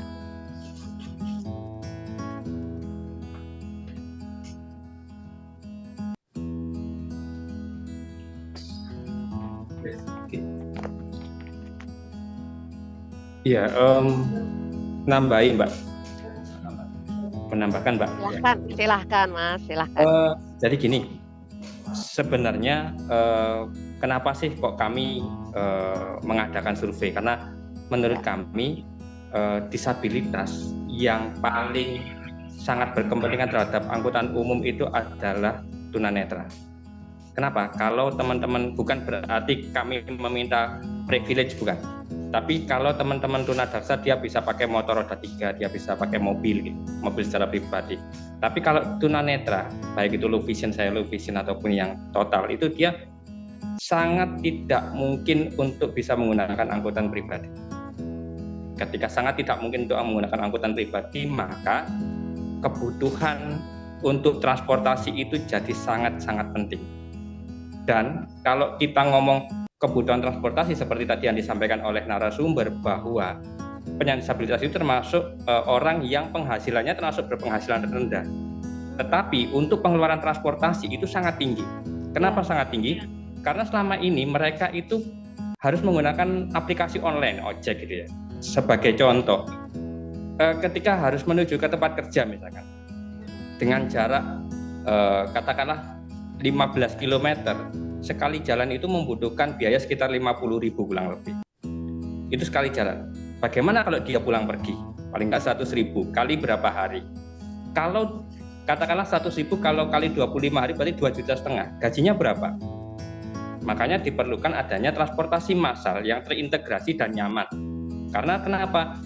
Penyandang disabilitas khususnya netra itu sangat berkepentingan gitu. Kenapa akhirnya kami mengadakan itu? Juga di sisi lain bahwa di Surabaya sendiri, Surabaya Raya itu, Surabaya dan penyangganya itu ada Gresik dan Sidoarjo, itu ada 3 transportasi massal yang disediakan oleh 3 pemerintah yang berbeda. Ada teman bis yang disediakan oleh Kementerian Perhubungan menyentuh wilayah Surabaya. Ada juga bus Surabaya, itu bus Surabaya sama feeder tadi yang disediakan oleh pemerintah Kota Surabaya. Dan juga satu lagi adalah bus Transjatim. Transjatim ini adalah transportasi umum yang menghubungkan ke penyangga Surabaya. Jadi dari Gresik ke Sidoarjo nanti akan beririsan di Terminal Purabaya yang nantinya bisa menuju ke transportasi bis Surabaya. Nah, sayangnya dan kami juga berupaya untuk bahwa ada integrasi tarif gitu. Seperti halnya di Jakarta ketika ada bus Jakarta terus dengan Cak Lingko atau yang feedernya itu mereka sudah satu tarif. Tapi di sini karena ada 3 operator yang berbeda, itu yang menyebabkan akhirnya tarifnya tidak terintegrasi. Sehingga ketika orang harus naik beririsan, karena dari Gresik ke Surabaya, mereka harus bayar 3 kali kalau misalnya dia menggunakan 3 transportasi yang berbeda. Itu juga jadi salah satu hambatan. Makanya saya sepakat dengan yang disampaikan oleh narasumber bahwa memang kelompok-kelompok rentan itu harus terfasilitasi, karena yaitu penghasilannya rendah, akhirnya mereka akan jadi kelompok yang rentan miskin gitu. Nah, untuk meminimal itu negara harus hadir, saya kira itu. Terima kasih, Mbak. Wow, Mas, terima kasih banyak. Saya mute lagi. Oh enggak, kali ini saya nggak mute. Terima kasih banyak untuk masukannya. Oke, kita langsung saja. Saya buka, bukan kita ini, tapi saya buka kesempatan untuk memberi komentar, untuk memberi tanggapan terhadap diskusi kita. Untuk yang baru bergabung, saya ingin memberi tautan bahwa tadi di awal Pak narasumber kita, Pak Mukhtar, itu menjelaskan bahwa tujuan dari pengadaan transportasi dan kenapa negara harus hadir, itu adalah seperti yang tadi disebut oleh Mas Sugi kalau nggak salah ya, bahwa persoalan-persoalan transportasi itu terkait erat dengan kemampuan orang untuk survive secara ekonomi. Saya persilahkan sekarang, saya ini sekali kayak dicerahkan sekali. Di sini ada beberapa kawan yang hadir dan sebenarnya punya pengalaman dan berhak bicara. Saya tidak tahu apakah ada, saya persilahkan dulu kali ya. Saya persilahkan kalau ada yang mau berkomentar. Bagaimana saya bisa saja kembali ke narasumber saya ya, ada Pak Mukhtar tadi udah permisi pulang. Maaf, saya selalu ngomongnya cepat. Pak Mukhtar sudah bergeser ke tempat yang lain. Tapi di sini ada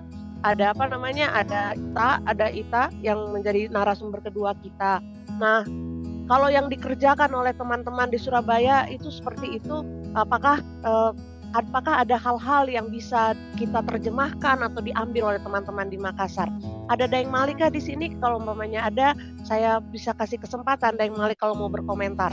Ada juga di sini beberapa teman barangkali, kalau saya berharap bahkan dari teman-teman dari Bakti atau ada Mas Yudi Raharjo, kalau mau bertanya silahkan di chat atau angkat tangan, kita bisa ngobrol. Tapi sambil menunggu ada komentar, Daeng Malik bagaimana?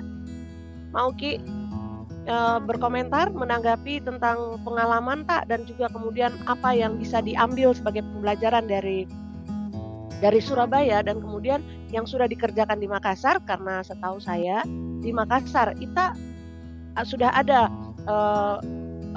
peraturan daerahnya kalau nggak salah. Bagaimana tak? Silahkan tak. Saya kasih dulu kesempatan buat Ita. Silahkan tak kasih informasi atau kasih tanggapan terhadap ini. Nggak usah nyalain ya. Nah, thank you. Nggak usah nyalain videonya tak. Iya, Silakan, karena tak. kalau begitu nyala selesai. Jadi kalau terkait perda ya, saya nggak tahu apakah sudah ada perda yang khusus terkait transportasi yang ramah disabilitas. Tapi kalau terkait kebijakan, Ita maaf, boleh tanya saya boleh Ita maaf, yang ada di Makassar itu apa? Dalam hal kayak peraturan atau apa yang dimiliki oleh Kota Makassar? Silakan. Kalau terkait transportasi, setahu saya Kota Makassar itu belum punya aturan yang jelas, gitu ya. Aturan yang jelas terkait transportasi yang khusus untuk teman-teman disabilitas, gitu ya. Beberapa waktu yang lalu, saya masih ingat, gitu ya, Pak Wali sempat meluncurkan mobil yang ramah disabilitas, transportasi umum yang ramah disabilitas. Jadi kemudian bagaimana teman-teman yang pakai kursi roda itu bisa mengakses. Sudah di launching kalau saya nggak salah prototipenya, tapi kemudian sampai hari ini itu belum ada, itu ya. Launchingnya sudah diperkenalkan, tapi kemudian sampai hari ini barangnya belum sampai, saya tidak tahu.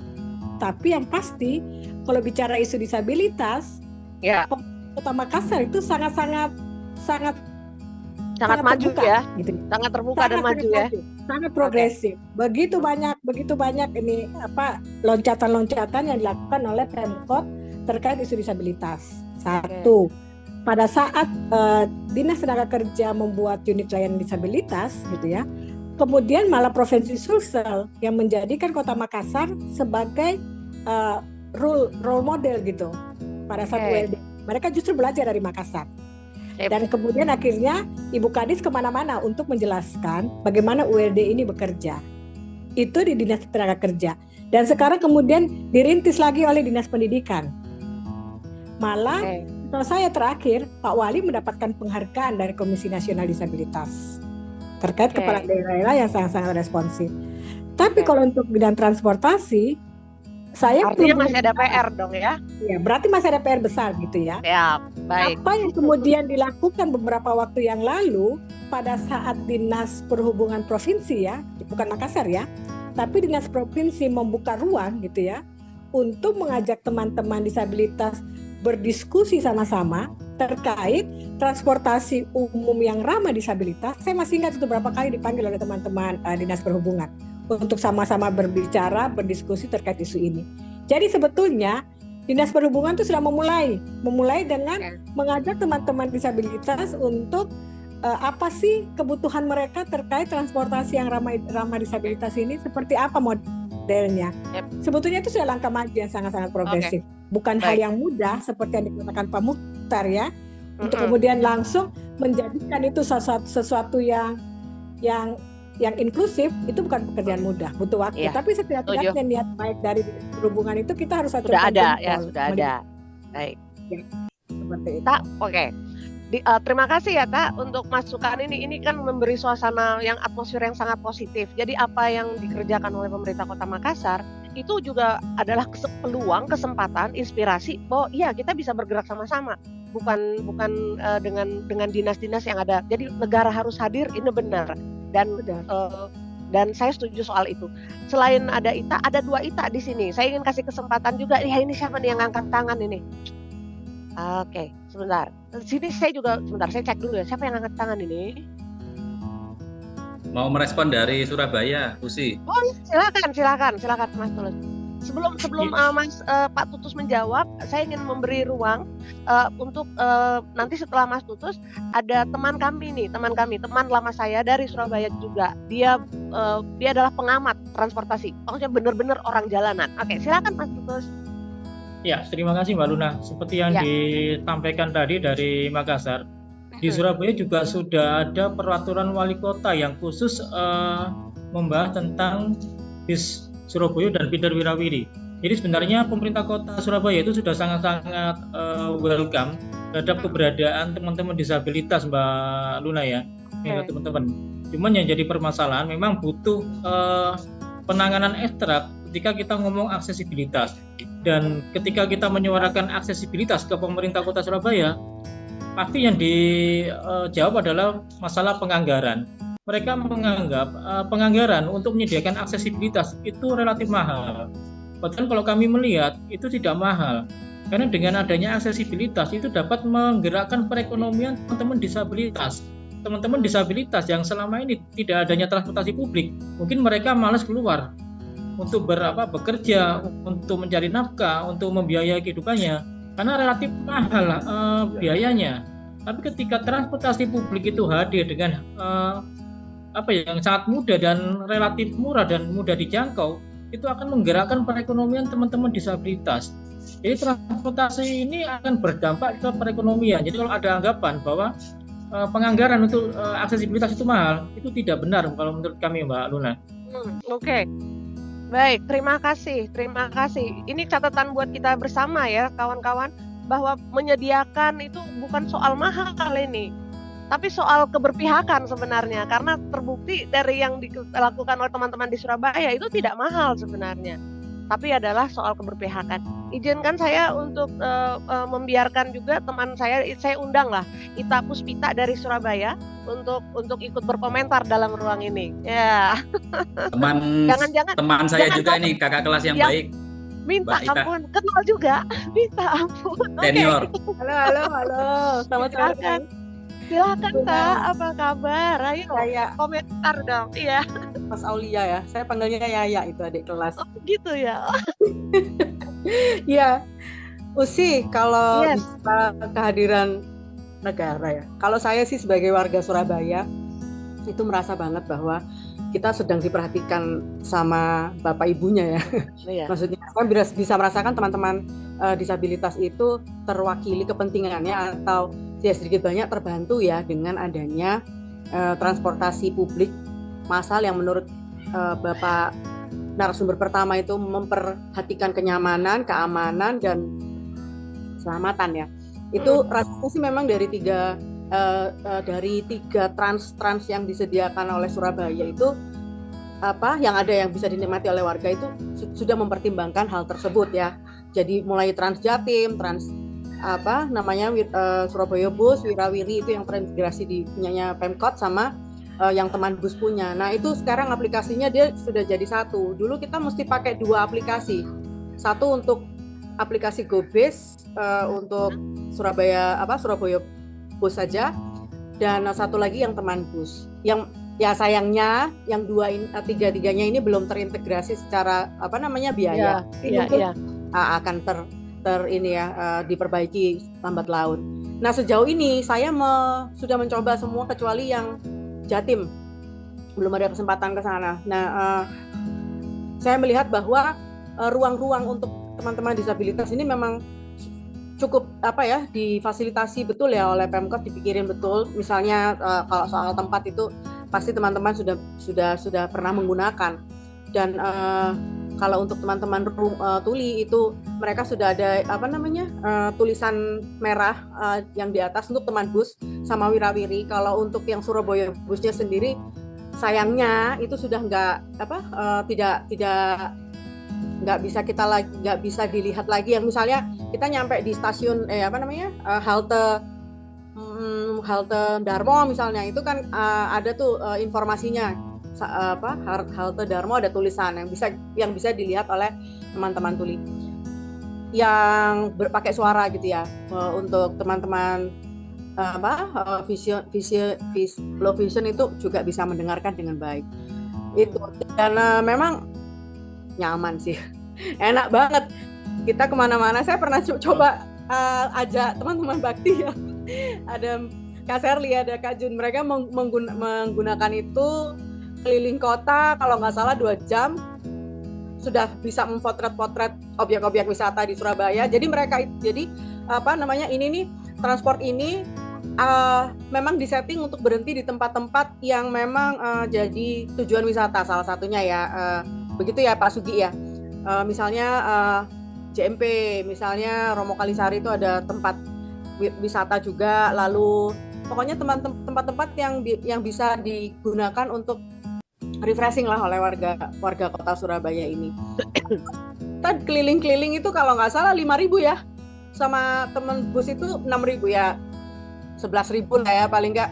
Kalau naik Grab itu kita dibayangkan mungkin lebih dari 100.000. Intinya Surabaya sudah memulai untuk membenahi transportasi ini, dan lambat laun akan semua transportasi seperti PT-PT itu masih ada, tapi beberapa orang-orangnya, teman-teman drivernya itu dipekerjakan dialihkan ke drivernya wirawiri. Jadi mereka tidak kehilangan pekerja, tapi mereka dialihkan ya untuk menjadi drivernya wirawiri. Dan saya menjadi saksi hidupnya. Layanan teman-teman ini sangat baik sekali, ramah gitu ya terhadap para penumpang. Nah, tadi juga disebutin mereka membantu, helper itu cukup membantu untuk mereka yang membutuhkan, misalnya teman-teman disabilitas dan mungkin lansia itu. Jadi itu diperhatikan betul. Cuman ada satu sih yang masih menurut saya masih agak perlu diperbaiki lagi, teman bus itu ya. Teman bus itu kalau kami disebutnya Trans Semanggi, yang itu mungkin dikoordinasikan oleh itu tadi operatornya berbeda. Mereka ini tidak ada helpernya, jadi agak susah untuk kawan-kawan yang disabilitas atau lansia membantu diri sendiri ya, karena bapaknya ini tidak ada yang bantu juga, drivernya ini tidak ada yang bantu juga. Jadi masuk Grab gitu ya, kayak inilah ya. Mungkin tempat-tempat lain udah terbiasa, tapi untuk kawan-kawan yang memiliki keterbatasan itu menjadi masalah. Itu sih kalau dari aku sebagai anak pengguna. Jalan. Iya, sebagai pengguna. Sebagai pengguna. Iya, thank you. Iya, terima kasih banyak bahwa ada pengguna. Saya sudah mencoba melihat, tapi belum ada komentar untuk pengguna. Tapi waktu kita juga semakin dekat. Semoga teman-teman tidak segera meninggalkan ini, karena sudah sebentar lagi udah jam 5 di Indonesia Timur, malah udah jam 6 ini ya, udah jam 6 ini. Baik, kawan-kawan, saya masih memberi kesempatan untuk para narasumber yang masih ada. Saya nggak tahu Pak Muhtar masih ada atau tidak, tapi kalau Pak Muhtar masih ada, Bapak akan bicara di bagian akhir. Kita akan masuk di bagian akhir dari percakapan kita ini. Nah, saya akan memberi kesempatan kembali kepada Ita untuk menyampaikan apa yang buat saya begini, percakapan semacam ini memang pertukaran atau cara mencatat siasat dari warga 2 kota untuk bergerak ke transportasi yang rendah karbon. Itu mungkin ketinggian rendah karbonnya ya, tapi yang inklusi saja dulu. Yang sudah ada ini dibikin untuk ramah, dibikin untuk berpihak. Nah, pengetahuan dari 2 kota, kemajuan dari 2 kota, ini kan bisa kemudian kita cantol-cantol gitu, dan kemudian bener tuh kayaknya kita bisa nih sama-sama bergerak untuk mendapatkan SOP. Jadi waktu naik teman bus ada SOP-nya. Oke, jadi ada cantolan-cantolan yang bisa sama-sama kita mulai bergerak, saling berkabar begitu. Nah, itu catatannya. Jadi kalau mengikuti percakapan ini sebagai narasumber, apa yang kembali ke Ita Karen ya, Ita, adakah catatan yang perlu kita kerjakan bersama untuk Makassar, setidaknya dari melihat atau mendengar apa yang dikerjakan oleh teman-teman di Surabaya? Setelah itu akan langsung ke Pak Tutus. Mas Tutus silahkan mencakapkan, sekalipun teman-teman baru bergabung agak di belakang, tapi kalau umpamanya ada hal-hal yang bisa kita kerjakan, kita jadikan tonggak untuk bergerak ke depan bersama-sama terkait hal ini, apa kira-kira? Saya persilahkan Ita dulu. Silahkan Tak, kalau Ita masih ada nih, Ita suka putus-putus soalnya. Kita masih ada, masih setia. Ya, silakan Kak, silakan. Ya, terima catatan kasih. Anda apa? Ya 2 menitan begitu banyak kali ya, Ya. silakan. Sebetulnya apa yang sudah dilakukan oleh Surabaya itu bukan hal yang sulit untuk kemudian diimplementasikan di Makassar, gitu ya. Apalagi untuk mengawali dengan ya yang ringan-ringan saja dulu, misalkan alat penangkap layar seperti yang teman-teman netra di Surabaya punya, gitu ya. Nah, itu bukan hal yang sulit, mengingat apalagi Makassar ini tidak sebesar Surabaya, tidak punya juga rute sebanyak Surabaya, ya. Saya pernah tinggal di Surabaya, jadi saya nggak tahu rute-rute mana saja dan begitu banyak dibandingkan Makassar yang hanya sedikit. Hanya 3 atau 4 rute mungkin, itu pun sudah sampai Maros dan Goa. Jadi bukan hal yang sulit untuk diimplementasikan. Itu dulu langkah awal. Kalau kemudian teman-teman provinsi tidak bisa menginisiasi, mungkin kita bisa mulai dari kota. Pada saat teman-teman bergerak melakukan audiensi dengan Pak Wali, saya pikir bukan hal yang mudah. Dan Pak Wali ini termasuk tipe orang yang suka apa ya, menurut saya yang bicara soal teknologi dan itu bisa direplikasi atau bisa diambil oleh warganya, dia akan sangat-sangat welcome untuk itu.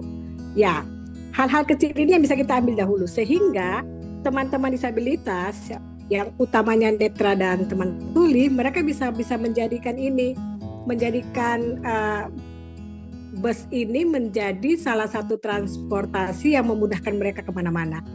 Saat ini teman-teman netra dan tuli, mereka sangat kesulitan mau kemana-mana.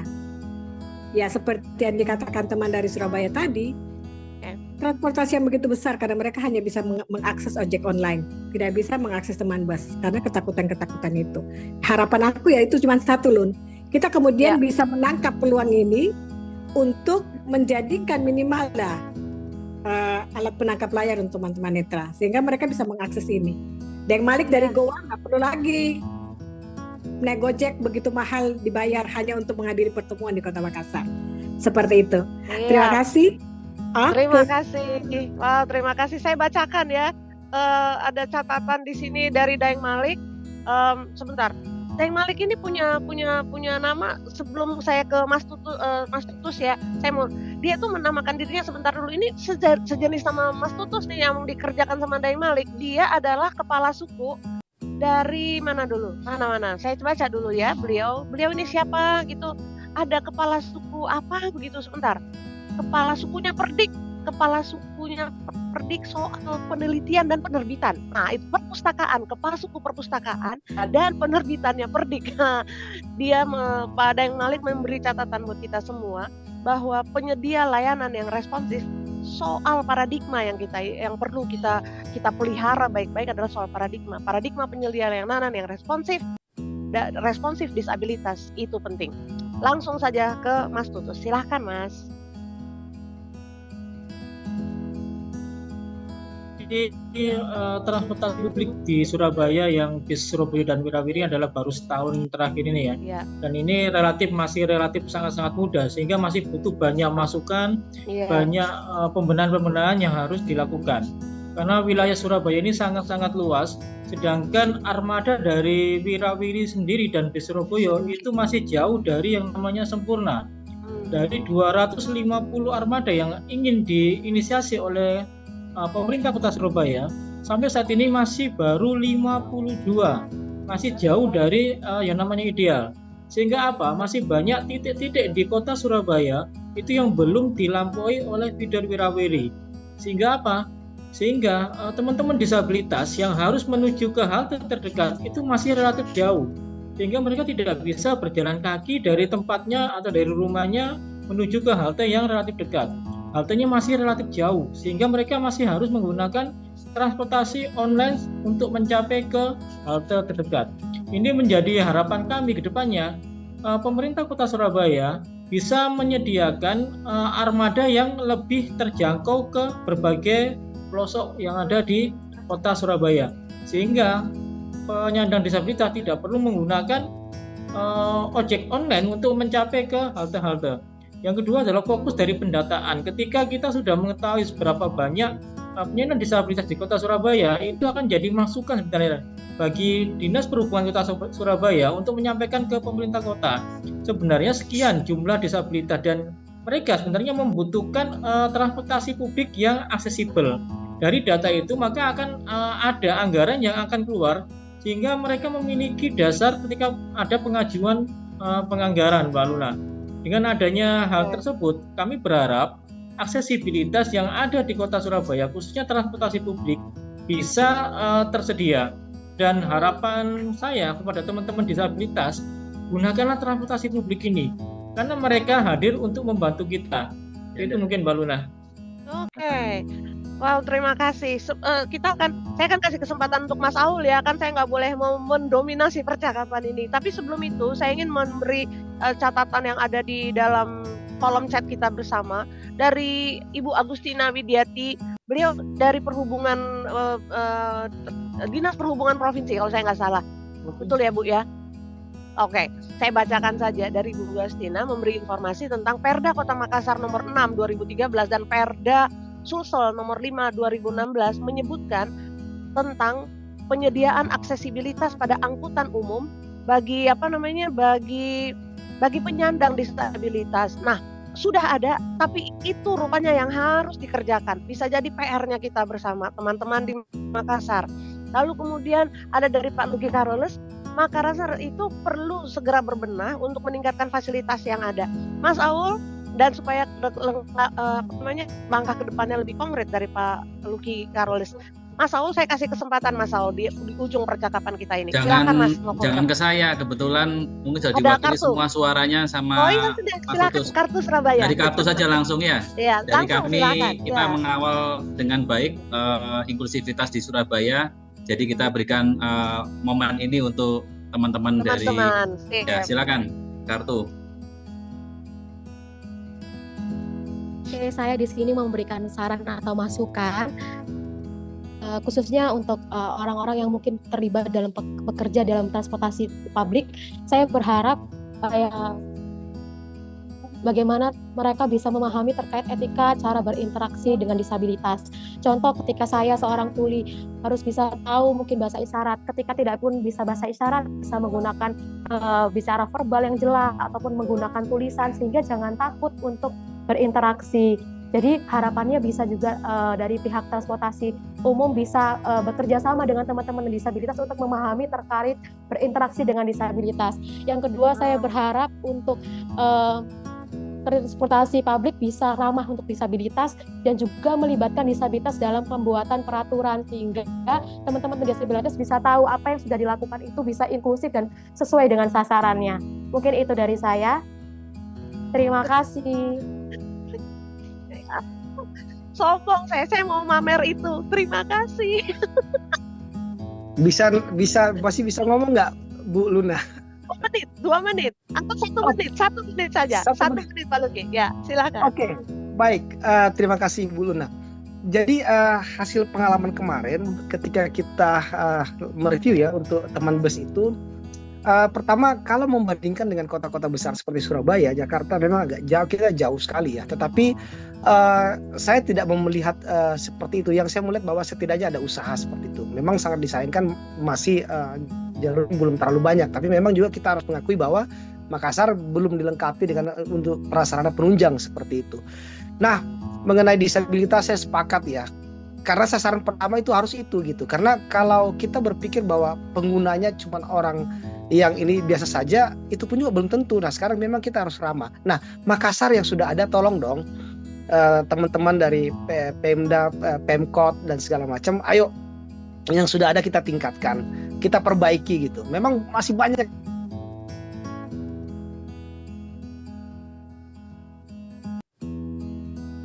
Oke, Bapak so hilang. Dia bicara dengan dirinya.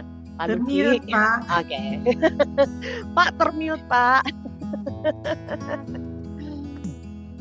Oke. Ya. Termute Bapak, sudah. Gimana kedengarannya? Nah, sekarang Halo. ya. Sisa setengah menit. Silakan, Pak. Iya, sorry tadi ya terdistract tadi. Iya, Iya. baik.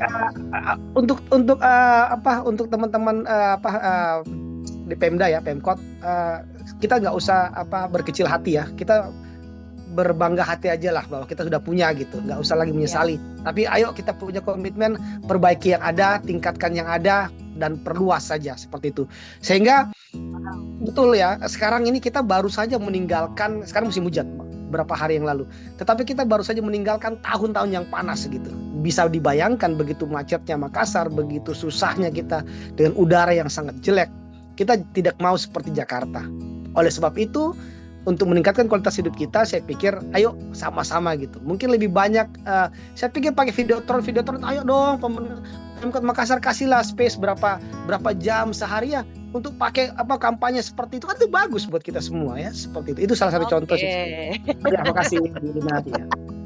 Lain kali tidak boleh potong-potong ya Bapak ya. Baik, oke, terima kasih Pak Luki untuk responnya. Kawan-kawan, Aul benar ya sudah tidak ada dari Surabaya? Kalau sudah tidak ada, maka kita sudah sampai di ujung percakapan kita. Percakapan yang mendebarkan sebenarnya ini. Sebentar, Aman. Surabaya udah oke. Asik. Mas Tutus, siapa tadi yang dari Kartu dan yang lain-lain teman-teman dari Surabaya, terima kasih banyak ya. Terima kasih, sudah hadir di sini dan memberi banyak masukan. Saya harus menyebut satu-satu. Ita yang sudah ada dan menjadi narasumber, terima kasih Tak untuk waktu Tak, dan juga Pak Mukhtar. Saya nggak tahu apa Bapak masih ada atau Bapak sudah harus bergeser, tapi saya berterima kasih banyak atas ruangan ini, dan karena Bapak memenuhinya dengan mahasiswa Bapak, dan di sini Bapak memberi kami kesempatan untuk menyerap mungkin beberapa SKS dari apa yang menjadi kepakaran Bapak di ruang kuliah. Terima kasih banyak kawan-kawan semua. Terima kasih Pak Husni yang mewakili Badan Pengelola Transportasi Darat Provinsi Sulawesi Selatan, kelas 2 Provinsi Sulawesi Selatan. Ada begitu banyak orang, Ibu Agustina yang sudah memberi, Widiati yang tadi sudah memberi komentar tentang peraturan dan apa yang bisa kita kerjakan bersama-sama. Dan yang paling penting itu adalah terima kasih ya untuk kesediaan Bakti dan teman-teman yang sudah bekerja untuk kegiatan ini, ada di sana sebagai operator, ada di sana sebagai host, dan menolong kita dalam bercakap ini. Saya sangat senang karena kita bisa menjadikan jarak kita ini menjadi sesuatu yang dipatahkan oleh keinginan kita bertukar pengetahuan. Terima kasih Ita Puspita, dan terima kasih ya Mas, siapa tadi, Yaya ya? Kok ya, ya. Terima kasih semua. Catatan saya yang penting sebelum saya kemudian akan mengakhiri percakapan ini adalah begini. Mari, ada beberapa hal yang bisa kita kerjakan. Pertama, SOP untuk pengelolanya saja dulu, pengelola transportasi. Lalu kemudian ada tahap yang tadi kita sampaikan dan juga teman-teman katakan. Mari kita pergi ke pihak negara, ke pihak pemerintah ini. Dan kemudian kita bisa melihat bahwa tadi disebutkan pertemuan-pertemuan semacam ini bahkan untuk Makassar yang penuh dengan konflik terhadap kehadiran transportasi publik, itu bisa dijadikan tempat meleleh, tempat di mana kita kemudian meluluhkan diri kita dan melihat kepentingan-kepentingan yang lebih besar. Jadi, dan juga ada yang tadi menarik yang dicatat oleh yang terakhir disampaikan oleh Mas Tutus, yaitu bahwa mari kita fokus pada pendataan. Pendataan akan memberi jawaban tentang kebijakan-kebijakan berbasis data, kebijakan-kebijakan yang terfokus pada kepentingan-kepentingan mereka yang selama ini dinamakan kelompok rentan. Kawan-kawan, semoga percakapan ini akan menjadi bagian pertama dari percakapan-percakapan kita selanjutnya. Dan kemudian mulai sekarang barangkali Surabaya dan Makassar untuk urusan ini akan terus bertukar kabar. Selamat sore semua. Terima kasih sekali lagi buat Bakti. Terima kasih untuk dukungannya ini.